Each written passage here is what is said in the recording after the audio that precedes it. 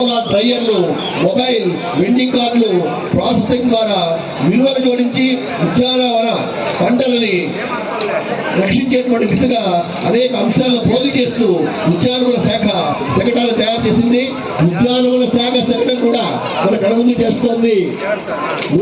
మూడవ అంశంగా వెనకలే విద్యాశాఖ శకటం వస్తోంది.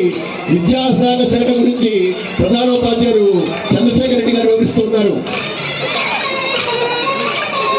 మానవ వనరులను సృష్టించగలిగే నేపథ్యం కలిగినటువంటి విద్యాశాఖ శకటం మన ముందు రాబోతూ ఉంది. ఆంధ్ర రాష్ట్ర ప్రభుత్వం మార్కాపురం జిల్లా ప్రజల బాలికలకి రెవెన్యూ డివిజన్లో ఉన్నటువంటి 21 మండలాల్లో ఉన్నటువంటి విద్యార్థులకి విద్య ద్వారా సమున్నతమైనటువంటి జీవితాన్ని అందించే లక్ష్యంగా పనిచేస్తూ విద్య అంటే వ్యక్తిత్వం నిర్మించడం, విద్య అంటే జీవితాన్ని నిర్మించడం అని చెప్పి నిరూపిస్తూ ఏ ఒక్క విద్యార్థి